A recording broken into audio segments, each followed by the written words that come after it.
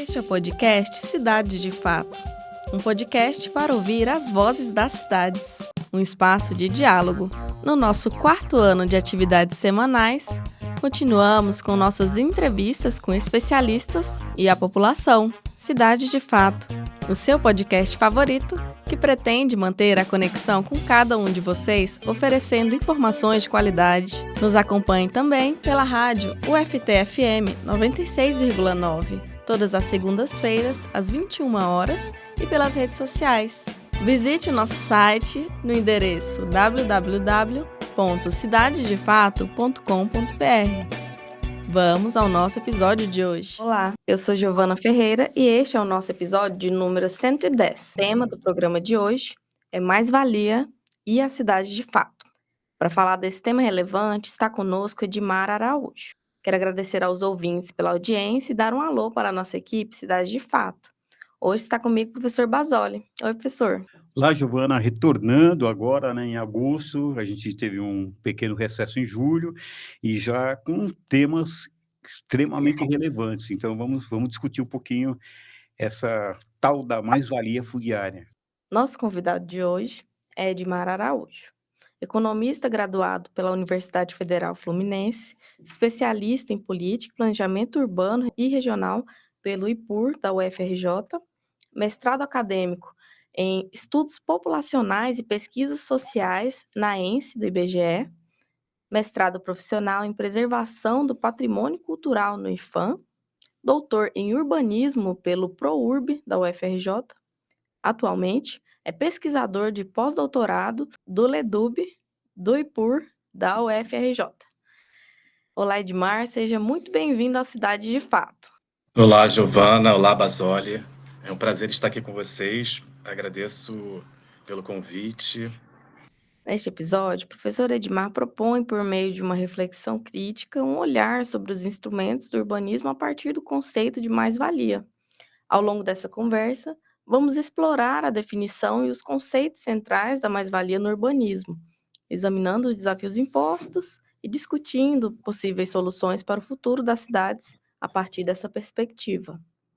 Edmar, é um prazer tê-lo conosco.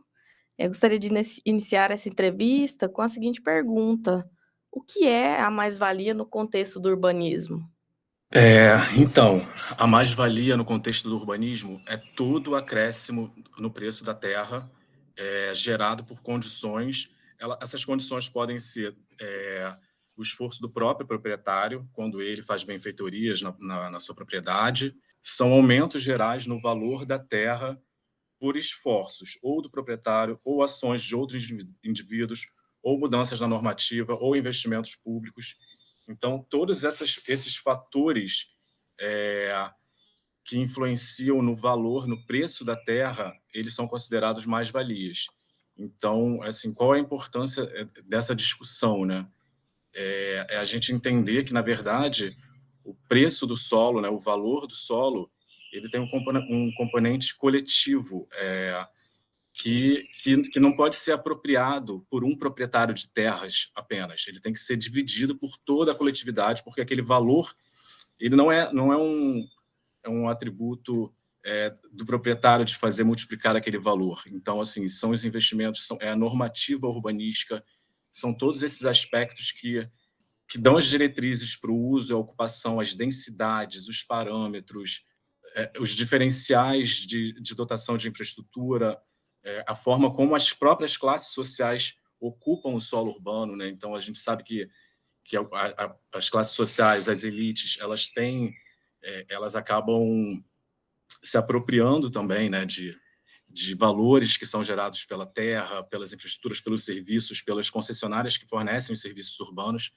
Então, é muito importante que o poder público, que o Estado, ele consiga recuperar minimamente essa mais-valia para garantir que os princípios, né, do urbanismo sejam respeitados. Né? Quais princípios? Da justiça socioespacial, da equidade urbana, da impessoalidade. Então, é muito importante que o urbanismo, né, ele tenha um sistema de gestão para saber recuperar essas mais-valias fundiárias em prol do desenvolvimento urbano e da justiça socioespacial. Edmar, eu gostaria de iniciar pela característica paradoxal da terra urbana, que mesmo sem ser um produto do trabalho, é incorporado pelo mercado como um produto que possui preço. Essa condição possibilita ao proprietário, com controle legal, que geram lucros excepcionais em renda da terra, levar vantagens, por exemplo, com o controle do uso do solo. Então, pensando na produção social do espaço urbano, levando-se em conta os efeitos sobre os custos de transporte e o papel das centralidades como centralizadoras de rendas fundiárias, né, fica aí a questão: em que escala poderíamos equilibrar as mais-valias fundiárias geradas pela função regulatória, né, exercida pelo Estado? Pergunto, pensando na terra como mercadoria, né, mesmo sem o trabalho. Essa pergunta é muito boa, né? Porque me faz voltar um pouco no tempo para a gente entender, então, assim, que aspecto paradoxal é esse que tem a Terra, né? Aí a gente tem que falar da teoria do valor, né? Que é uma teoria muito importante para o pensamento econômico. E, e aí a gente volta para a economia clássica, né? Assim, são os marcos, e principalmente falar um pouquinho dos marcos da modernidade, né? A formação de um mercado de terras com as revoluções burguesas e a Revolução Industrial, ainda no século XVIII. Então, autores do pensamento econômico que se debruçaram sobre esse aspecto, né? Eles queriam entender qual era a origem do valor das mercadorias. E aí a gente fala do trabalho de Adam Smith, com a História das Riquezas das Nações, de Davi Ricardo, com princípios da economia política e tributação, e Karl Marx, da contribuição à economia, à crítica da economia política. Por quê? Eles chegaram à conclusão de que a origem do valor era é o trabalho abstrato, né? Ele que confere valor para as mercadorias. Então, como que a Terra, e aí naquele momento dos principais marcos da modernidade, que a agricultura ela começou a se ligar ao trabalho industrial, eles começaram a perceber que a Terra como que a terra poderia ter um preço se ela não tinha valor, se ela não era produto do trabalho humano?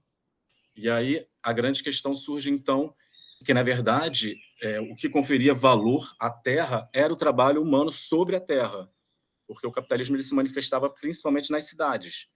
Então, você precisava alocar as classes sociais na cidade, você precisava garantir um espaço físico para as indústrias, você precisava garantir um sistema de transporte que levasse os trabalhadores para fábricas, mercadorias para fora das fábricas, para chegar no mercado consumidor.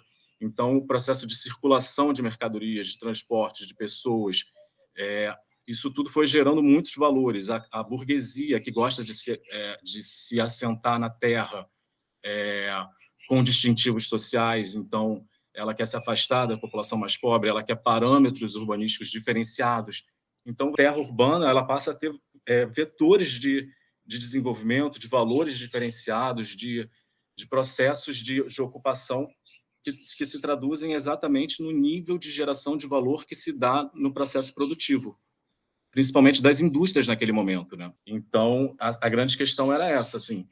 Aí se percebeu que determinados terrenos tinham atributos diferenciais, possibilidades de construtibilidade diferenciais, acesso às redes de infraestrutura. Então, eram esses mecanismos que garantiam valores diferenciais. E por que é importante a gente falar do contexto agrícola primeiro, né?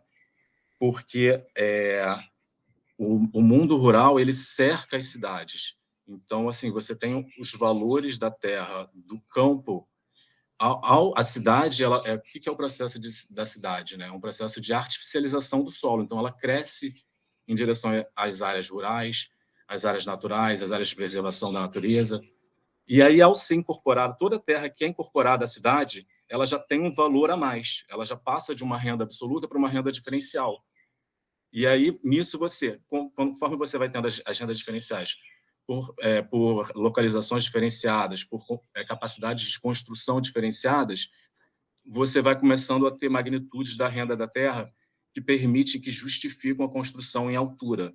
Aquela terra passa a ser muito disputada pelos atores sociais. Então, ela passa a ter uma renda da terra alta o suficiente que justifique a construção em alturas. E aí a terra urbana, na verdade, a mercadoria, né, elas são dois componentes, né? Primeiro, a terra e, segundo, o aparato construído, né? É a construção do ambiente, né? A artificialização do solo, a construção em altura. Então, é um duplo componente. Tem, de lado, a terra, que, primeiramente, ela não tem valor, porque ela não é produto do trabalho, mas aí vem a construção civil, vem a construção das infraestruturas, vem as concessionárias dos serviços públicos. Isso tudo é que vai construindo esses diferenciais de valores. É uma grande usina. A cidade em si, ela constrói valores incessantemente, a todos os momentos, entendeu? Então, os próprios planos diretores, né, ao permitirem padrões construtivos diferenciados entre as zonas urbanas, ela multiplica os valores dos terrenos, que não se estendem a todos os proprietários. Então, ao mesmo tempo, você tem que pensar também no custo dos transportes, né? Terras mais afastadas dos locais de trabalho, da classe trabalhadora, ela passa a ser compensada pelos custos de transporte, pelas infraestruturas.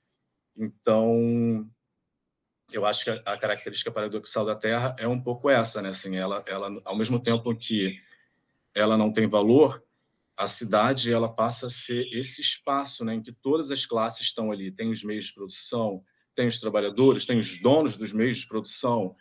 Então, você precisa, de fato, pensar em instrumentos que garantam, né, assim, cidades de fato, né, cidades viáveis, cidades em que são respeitados parâmetros que sejam, de fato, usufruídos por toda a população e não só pelas elites, né? Então, esses são esses aspectos que eu queria falar, assim, resgatar desde da economia política, do pensamento econômico moderno, para essa visão mais contemporânea, para a gente entender como se manifesta a renda do solo urbano nas cidades contemporâneas. Edmar, a gente pode verificar que cada componente do valor da propriedade é associado a um instrumento fiscal ou extrafiscal para recuperar essas mais-valias fundiárias. Por exemplo, outorga onerosa de direito de construir, a contribuição de melhorias, IPTU, ITBI, entre outros. Nesse sentido, é sensato pensar que o preço do solo diminui a partir da região central de negócios. E eu vou te pedir também para dizer a nós e aos ouvintes sobre as origens do valor e da renda da terra. Você já conseguiu levantar um pouquinho, mas vou pedir para continuar. Então, como é que funcionou, então, essa origem da renda da terra? Percebeu-se, então, que, em alguns contextos, haviam diferenciais de produção que eram alheias ao capital e que permitiam lucros extraordinários nas propriedades. Então, a gente está falando de queda d'água, propriedades que tinham quedas d'água que permitiam geração autônoma de energia, fertilidades diferenciadas, localização privilegiada.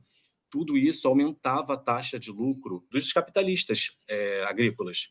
Então, os proprietários de terra, que eram antigos aristocratas, que com as revoluções burguesas passaram a não ter mais, né, o privilégio de serem a classe dominante, mas eles continuaram como proprietários de terra. Eles foram inseridos no mundo capitalista como proprietários. Então, eles passaram a controlar um aspecto que o capital, que era alheio às condições do capital. Então, eles conseguiam fazer escapar uma parte da taxa de lucro por meio da renda da terra. Então, a renda da terra nada mais é do que uma função inversa da taxa de lucro. É assim que ela surge. Então, assim, quando a gente fala de mais-valia, a gente está falando da mais-valia geral, gerada pelo capitalismo, entendeu? Então, ela tem uma taxa mais ou menos média uniforme, mas ela está intimamente ligada à capacidade que tem de determinadas sociedades de gerar mais-valias, e estão cristalizadas no preço do solo. Esse cenário, e aí, assim, essas propriedades que têm essas condições diferenciadas, queda d'água, fertilidade, localização, ela, num momento posterior, ela vai justificar uma intensificação de capital aplicado à terra, para aumentar a produtividade do trabalho. Então, assim, consequentemente, você aumenta a mais-valia, você aumenta a magnitude da renda da terra, e aí o que a teoria diz? Ela diz que nessas terras privilegiadas surge um tipo de renda diferencial do tipo 2, que é aquela terra que, assim, as condições dela são tão boas de fertilidade, de queda d'água, de localização diferenciada, que justificam uma renda do tipo 2, você aumentar a produção de capital. E, ao mesmo tempo, essa teoria quem desenvolve foi Davi Ricardo. Então, assim, Davi Ricardo, ele era um cara capitalista, assim, ele estava preocupado com o capitalista industrial, ele estava preocupado em aumentar as taxas de lucro da indústria. Ele não queria que uma parte da taxa de lucro fosse capturada pelos proprietários de terra sob a forma de renda da terra. Ele queria que essa renda da terra fosse incorporada para acumulação de capital. E aí o que Karl Marx fala? Ele fala, não, essa renda da terra ela tem que voltar de alguma forma para, na verdade, os neomarxistas, né? Por isso que neomarxistas, neo-ricardianos liberais concordam de que a renda da terra tem que ser recuperada, né? Para aumentar a capacidade de acumulação, enfim, para os marxistas que essa renda da terra melhora as condições da classe trabalhadora assalariada, então melhorando as condições de acesso às redes de infraestrutura, de redes de transporte. Então, e aí Marx viu que mesmo as terras mais inférteis, longínquas e sem diferenciais, elas tinham um preço, porque os proprietários tinham o poder de retenção de terras. Então, essa era a renda absoluta da terra. Essa renda absoluta é essa renda que cerca as cidades. Então, e aí foi aquilo que eu comentei na primeira pergunta, né? Toda terra que é incorporada à cidade, ela já multiplica de valor, assim, é importante até a gente, os pesquisadores, avançarem nessa teoria para a gente entender que magnitudes são essas que aumentam. Multiplica o valor por quanto? Por 5, ao ser incorporado nas cidades. Então, a gente tem instrumentos também que recuperam esse tipo de aumento, né? Nesse caso, a outorga onerosa de alteração de uso. Aí você perguntou sobre a outorga onerosa do direito de construir. Nas cidades, esse fenômeno é um pouco diferente, porque a gente o produto espaço construído ele é um produto capitalista, ele é uma mercadoria, né? Então, assim, todo prédio, toda cidade, todas as casas, elas são produtos do capitalismo, né? Então, teve um capitalista que investiu, empregou trabalhadores da construção civil, mas a gente tem uma relação de produção e uma relação de repartição da renda diferenciado. Então, é um setor que tem suas particularidades, né? Então, entram outros atores, né? Incorporadores, capital bancário, seguradoras, construtor, trabalhadores da construção. E aí você vai organizando e formulando essas rendas, né? Então, a primeira renda que a gente eu acho até importante a gente pensar nas cidades um pouco antes até delas se verticalizarem, assim. Toda cidade ela começa como? Com casas mais baixas, né? Aí você pensa assim, onde que a burguesia vai se alocar? Onde que os trabalhadores vão ficar? Onde as indústrias estarão? Como os equipamentos sociais vão ser divididos pela terra? Isso tudo vai dando também aspectos diferenciados, né, para a dotação de valor sobre a terra. Então, na cidade foi mais ou menos parecido. Essas terras que tinham diferenciais de construtibilidade, que permitiam a construção com menores custos para a construção civil, que estavam mais próximos das redes de abastecimento, enfim, de locais em que tinham convenções sociais que permitiam a identificação dos consumidores, dos trabalhadores, por aspectos que o capital não controla. Então, ali você tem também uma renda diferencial que justifica uma intensificação de capital sobre a terra.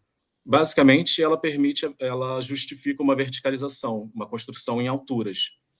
Então, esse fenômeno ele se inicia, assim, principalmente no século XX, né? A gente tem várias obras que falam sobre isso, sobre esse fenômeno da verticalização. Tem a obra da Raquel Sonic, que é muito boa, A Cidade e as Leis, que falam sobre esse processo na cidade de São Paulo, né?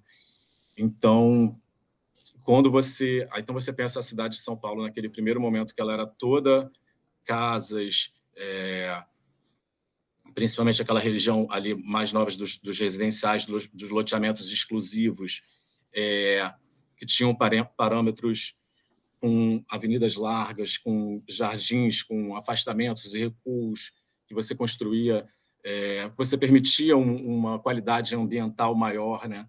Num segundo momento, aí eles já construíam ali. É importante a gente falar também que a cidade ela passa a ser também, como ela nasce e se consolida diante dos marcos da modernidade, né?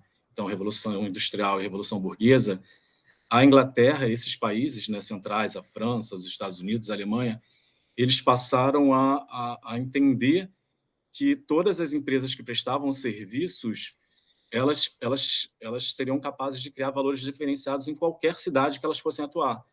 Então, em muitos momentos, as cidades aqui, né, brasileiras, latino-americanas, elas foram sendo consolidadas com a atuação dessas redes, com essas empresas estrangeiras que vinham aqui dotar a terra também, entendeu? Então, a gente também tem esse outro componente, né, que é uma elite que vem para cá para também prestar essas redes de serviços que vão criando valores diferenciados sobre a terra.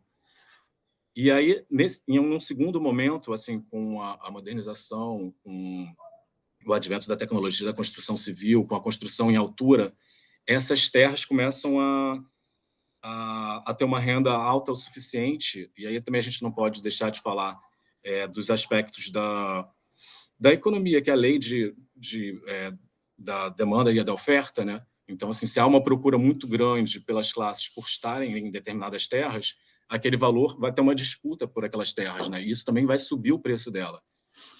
Então, em algum momento, faz sentido, de fato, você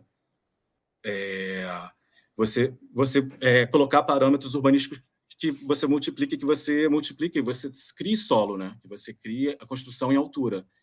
E aí, nisso, você multiplica o valor da terra pelo número de pavimentos que a lei permite. Só que esse valor, né? Então, assim, você imagina uma casa na Avenida Paulista,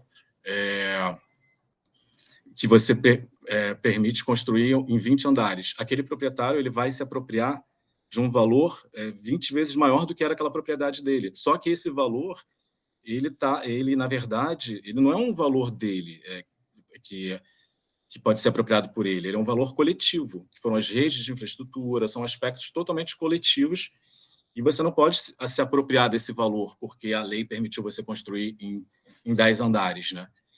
Então, ao solo criado, que na verdade é um instrumento que precede a outorga onerosa do direito de construir, ele visava exatamente você recuperar esse valor que o proprietário estava tendo pela permissão em construir em altura, mas que não se traduz a todos os terrenos. Então, assim, você feria o princípio da equidade. Então, alguns proprietários urbanos estavam em condições diferenciadas para se apropriarem de valores que não estavam se estendendo a todos os proprietários urbanos. O instrumento da outorga começa nesse ponto, né? E ele vai evoluindo, né? Conforme a gente vai, as próprias instituições jurídicas vão, a gente vai evoluindo, tendo a Constituição Federal, depois a gente aprova o Estatuto da Cidade. Então, as próprias leis, os instrumentos, elas refletem também esse amadurecimento, interpretação sobre a realidade social urbana, né? Então, Então, você está dizendo aí, né, você já traz parâmetros urbanos, Constituição, Estatuto, porque, veja bem, nós temos, após a Constituição de 88, uma nova ordem urbanística, né, que se consolida com o Estatuto da Cidade em 2001. Lembrando, né, que os resultados práticos dessa nova condição que surge em 88, elas começam a chegar somente em 2007, né, que são os planos diretores municipais já dentro dessa contextualização do Estatuto da Cidade, né? Esses planos diretores introduzem os instrumentos de planejamento, instrumentos tributários, instrumentos jurídicos, instrumentos políticos, né? Nós sabemos que o plano diretor é um objeto de debates quanto à sua elaboração, revisão e, especialmente, a sua associação ao orçamento municipal. Quero dizer um pouquinho aí que participação efetivamente não acontece, tanto na elaboração quanto na revisão, e que muitos planos diretores depois eles não aparecem, né, nos orçamentos, no PPA, na LDO, enfim, daí para frente. Então, é o seguinte, podemos dizer que o plano diretor municipal poderia ter um papel fundamental na discussão da mais-valia urbana? Eu falo isso pensando especialmente no instrumento urbanístico. O que que você tem a dizer em relação a essa questão, Edmar? Eu acho que com certeza. É super importante o plano diretor prever todos esse. É o que a gente chama de sistema de gestão de mais-valias fundiárias, né? Então, você identificar cada fato gerador de mais-valias fundiárias e qual o instrumento correspondente para você capturar aquele valor. Então, assim, a gente sabe que acaba que os planos diretores são dominados pelo capital, né? Pelo setor pelos incorporadores imobiliários, mas a gente não pode desistir dele, né? Então, assim, é importante a gente, na verdade, até avançar. Então, assim, cada cidade tem uma realidade, né? Muitas cidades não conseguiram avançar tanto com a outorga onerosa do direito de construir. Eu acho que é um instrumento ainda que tem um potencial enorme para ser utilizado para capturar esses valores.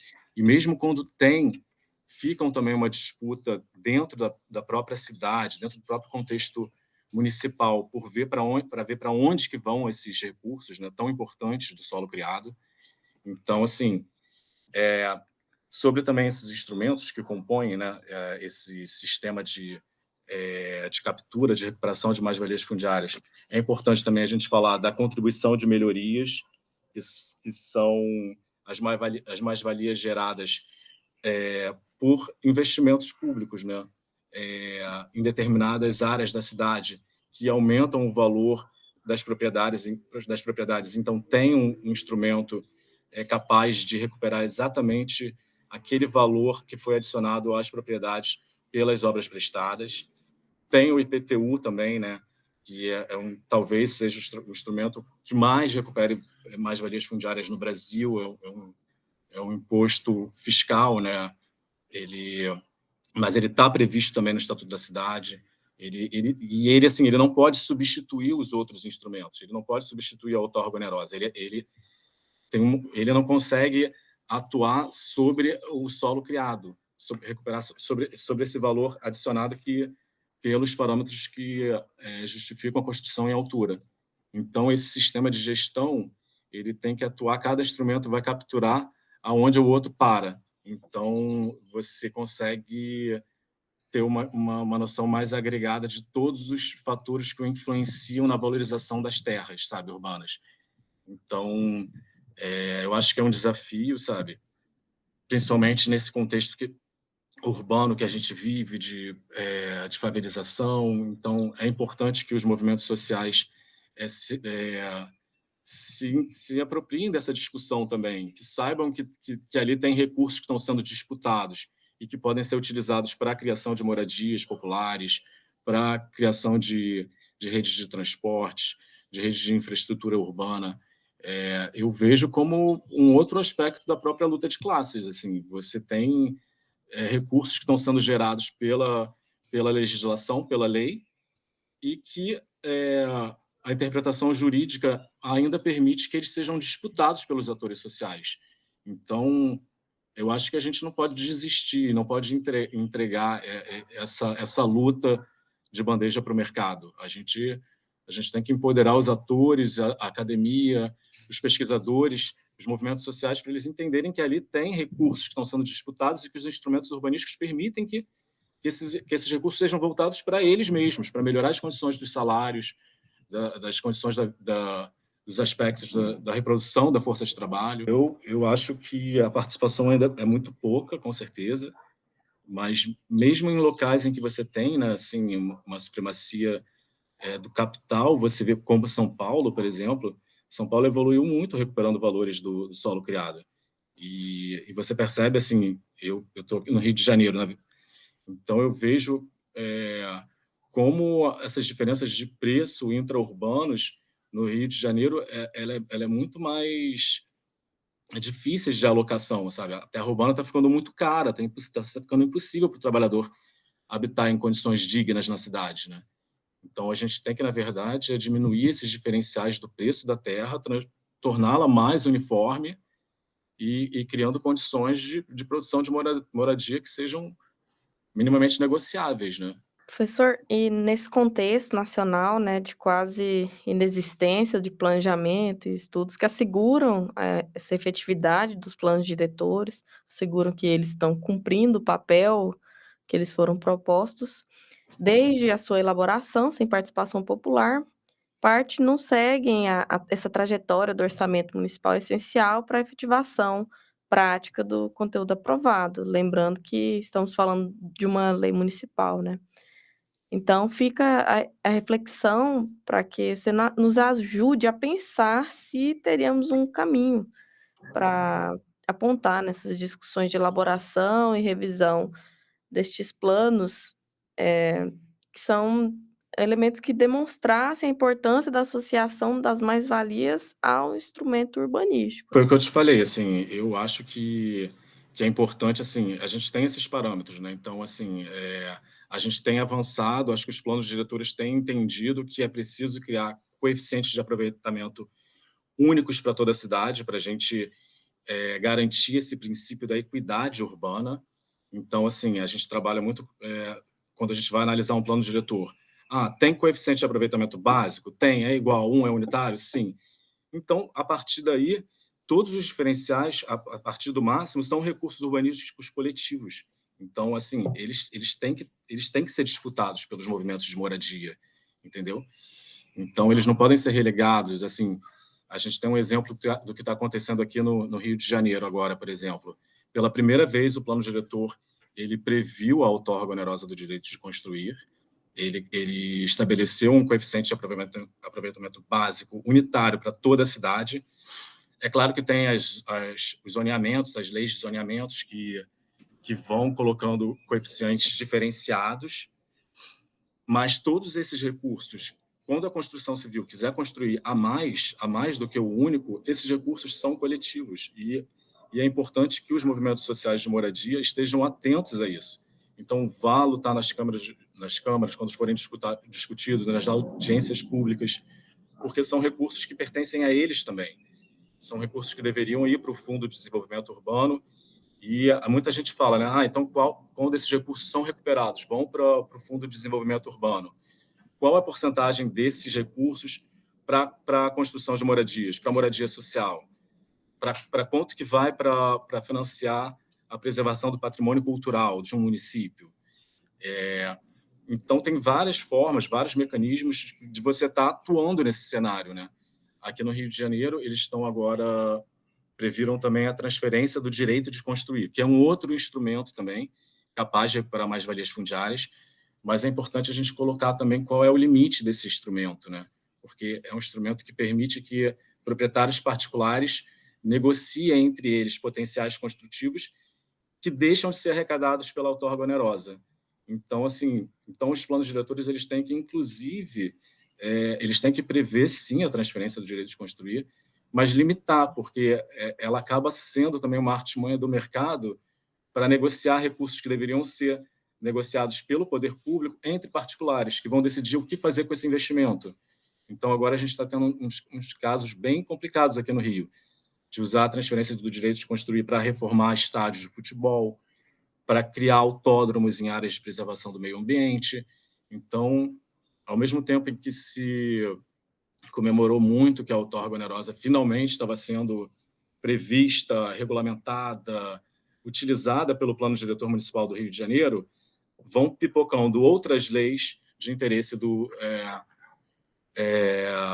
mercado da construção civil que vão enfraquecendo exatamente esse poder que a outorga onerosa teria. Primeiro, para diminuir os diferenciais da renda da terra na cidade, tornando o preço do solo mais homogêneo entre as regiões urbanas e recuperando esses valores das áreas mais ricas para você criar infraestruturas e moradias nas áreas mais pobres. Então, só que é isso, assim, está tudo em disputa. Assim, a gente sabe que o capital, né, os representantes dos setores financeiros, as elites, elas vão disputar elas estão de olho nesses recursos. Então, nada está dado, sabe? É complicado, assim, é municipal, então cada cidade tem o seu contexto, tem a sua forma, mas eu acho que a gente não pode perder o otimismo e a referência que esses instrumentos têm com aspectos da justiça socioespacial, com os princípios.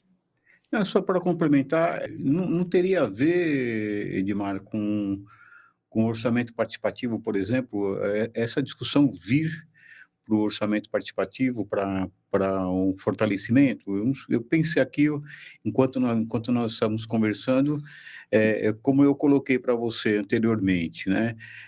Os planos diretores, eles não estão se interligando com o orçamento, né? Então, o que acontece? É um plano, em grande parte, não vamos generalizar, mas em grande parte são planos de gaveta, né?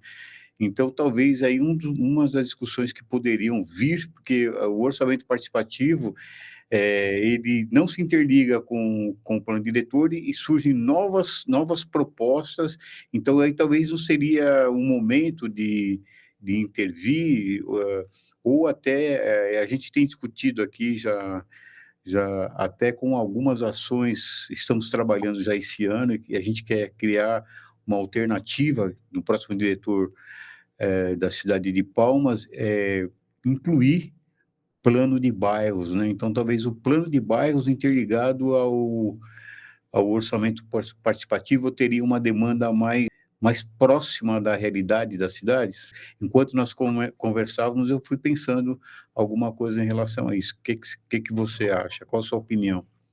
Eu acho que seria um passo maravilhoso para esse cenário, assim, a gente linkar a questão do sistema de gestão de mais-valias fundiárias com o orçamento participativo.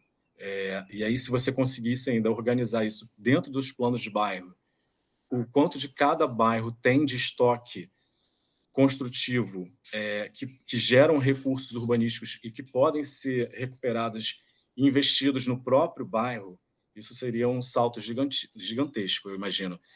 Atrelar os instrumentos de recuperação de mais-valias fundiárias ao orçamento participativo e aos planos de bairros.